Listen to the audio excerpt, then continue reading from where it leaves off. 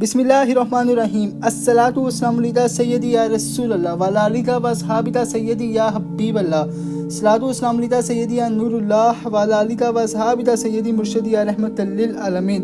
بسم اللہ الرحمن الرحیم۔ مولا کائنات شیر خدا اسد اللہ حضرت علی المرتضیٰ رضی اللہ عنہ مولا فرماتے ہیں اپنے 5ویں خطبے میں، انہوں نے اپنے ہر کام کا کرتا دھرتا شیطان کو بنا رکھا ہے اور اس نے ان کو اپنا اعلیٰ کار بنا لیا ہے۔ اس نے ان کے سینوں میں اندھے دیے ہیں اور بچے نکالے ہیں، اور انہی کی گود میں وہ بچے رینگتے اور اچھلتے ٹوٹتے ہیں۔ وہ دیکھتا ہے تو ان کی آنکھوں سے اور بولتا ہے تو ان کی زبانوں سے۔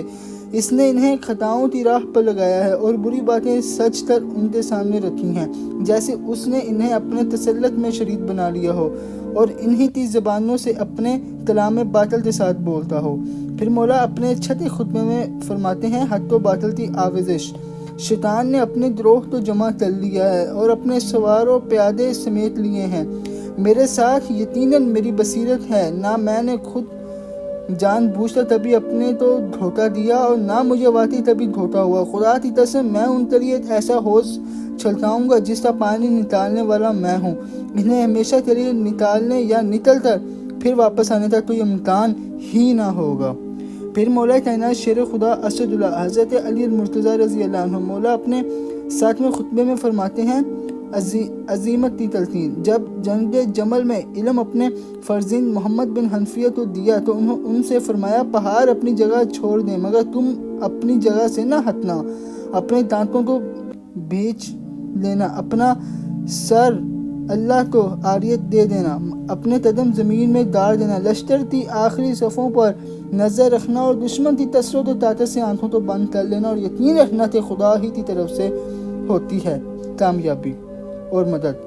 مولا اپنے 7ویں خطبے میں فرماتے ہیں، گناہوں سے چھٹکارا۔ جب مدینہ میں آپ کی بیعت ہوئی تو فرمایا، میں اپنے قول کا ذمہ دار اور اس کی صحت کا ضامن ہوں۔ جس شخص کو اس کے دیدہ عبرت نے گزشتہ عقوبتیں واضح طور سے دکھا دی ہوں، اسے تقوی شبہات میں اندھا دھند توڑنے سے روک لیتا ہے۔ تمہیں جاننا چاہیے کہ تمہارے لیے وہی ابتلا کے حالات پھر پلٹ آئے ہیں جو رسول اللہ کی بعثت کے وقت تھے۔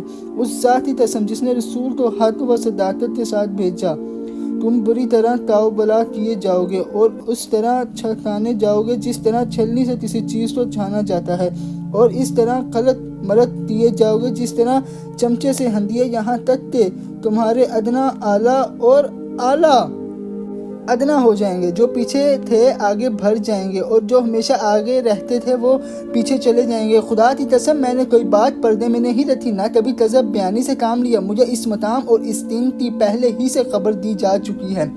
معلوم ہونا چاہیے کہ گناہ ان سرکش گھوڑوں کے مانند ہے جن پر ان کے سواروں کو سوار کر دیا گیا ہو اور باغین بھی ان کی اتار دی گئی ہوں اور وہ لے جا کر انہیں دوزخ میں پھانک پڑیں، اور تقوی رام کی ہوئی سواریوں کے مانند ہے جن پر ان کے سواروں کو سوار کیا گیا ہو، اس طرح کے باغین ان کے ہاتھ میں دے دی گئی ہوں اور وہ انہیں باطمینان لے جا کر جنت میں اتار دیں۔ ایک حق ہوتا ہے اور ایک باطل، اور کچھ حق والے ہوتے ہیں کچھ باطل والے۔ اب اگر باطل زیادہ ہو گیا تو یہ پہلے بھی بہت ہوتا رہا ہے، اور اگر حق کم ہو گیا ہے تو بسا اوقات ایسا ہوا ہے، اور بہت ممکن ہے کہ وہ اس کے بعد باطل پر چھا جائے، اگرچہ ایسا کم ہی ہوتا ہے کہ کوئی چیز پیچھے ہٹ کر آگے بڑھے۔ علامہ رضی فرماتے ہیں کہ اس مختصر سے کلام میں واقعی خوبیوں کے اتنے مقام ہے کہ احساس خوبی کا اس سے تمام گوشوں کو پا نہیں سکتا، اور اس کلام سے حیرت و استعجاب کا حصہ پسندیدگی مقدار سے زیادہ ہوتا ہے۔ اس حالت کے باوجود جو ہم نے بیان کی ہے، اس میں فصاحت کے اتنے بے شمار پہلو ہیں کہ جن کے بیان کرنے کا یارہ انہیں نہ تو انسان اس کی عمیق گہرائیوں تک پہنچ سکتا ہے۔ میری اس بات تو وہی جان سکتا ہے جس نے اس فن کا پورا حق ادا کیا ہو۔